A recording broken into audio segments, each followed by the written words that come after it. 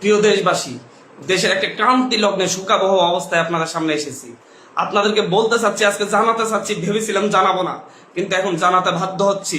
কারণ আপনারা জানেন, আপনাদেরকে বলতেছি, আজকে সকালবেলা মাহবুব যারা এমপি আমাদেরকে ফোন করে আমাদেরকে বলেন, মাননীয় প্রধানমন্ত্রী আপনাদের সাথে দেখা করতে চাই, গণভবন আসুন, আমাদের সাথে আলোচনা করুন, আপনাদের পরিবার সহ আসুন, বাবা মা সহ আসুন। আমরা প্রত্যাখ্যান করেছিলাম, বলেছি ওনার হাতে আমাদের ভাইদের রক্ত লেগে আছে, ওনাকে বলুন সেই হাত পরিষ্কার করতে, তারপর কেবল আমরা আসবো, তারপর আমরা তার সাথে কথা বলবো কিনা ভেবে দেখবো। কিন্তু দুপুর না হতেই উনি সেই একই কাজ শুরু করেছেন, আবার আমাদের ভাইদেরকে হত্যা করেছেন, আবার আমাদের ভাইদের রক্ত জড়িয়েছেন।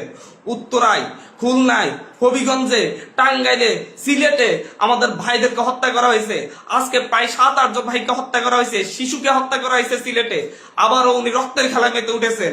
একটা রক্তখাগ্য সরকার কিভাবে ক্ষমতায় থাকছে, কিভাবে থাকতেছে আমরা বুঝতে পারতেছি না।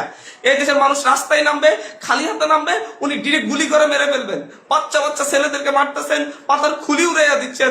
এগুলো কোন ধরনের অফিসার বাস করতেছে? এটা কোন ধরনের রাষ্ট্র? সভ্য রাষ্ট্র? এই রাষ্ট্রের মানুষজন কি মরে গেছে? আর আমরা কি আর বেঁচে থাকার অধিকার রাখি না? প্রতিটা মানুষ কি ওনার কাছে জিম্মি হয়ে আছে? যাকে ইচ্ছে তাকে হত্যা করবে, যাকে ইচ্ছে তাকে খুন করবে? এটা চলতে পারে না। এর বিরুদ্ধে আমাদেরকে ঐক্যবদ্ধ লড়াই করতে হবে।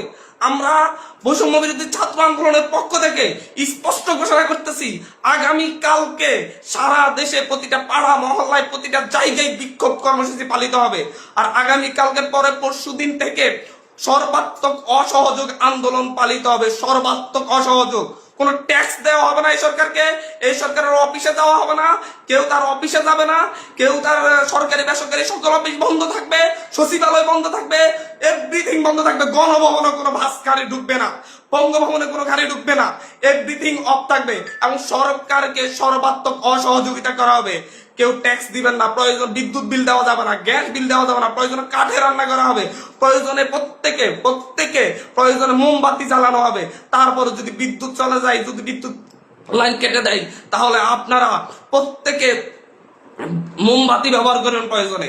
তারপরে এই সরকারকে কোনো সহযোগিতা করা হবে না। আমাদের ভাইদেরকে বারবার খুন করতেছে, আমাদের মুখে এক কথা বলে সকালে কান্নাকাটি করতেছিল যে হচ্ছে এই লাশগুলা দায়কে নিবে, আর বিকাল না হতে আবার লাশ ফেলতেছে রাস্তায়। ওরা সন্ত্রাসীদেরকে নিয়ে রাস্তায় নামিয়ে আমার ভাই বোনদেরকে হত্যা করেছে। আর বসে থাকা যায় না। আমরা সারা দেশের ছাত্র, নাগরিক, অভিভাবক যে অবস্থানে আছেন, মা বোন, প্রত্যেককে বলবো, আগামীকাল থেকে আপনারা প্রত্যেকে রাজপথে থাকবেন, প্রত্যেকে প্রতিটা বাড়ি থেকে রাজপথে থাকবেন। আপনারা কেউ ঘরে বসে থাকবেন না, এটা আপনাদের দায়বদ্ধতা।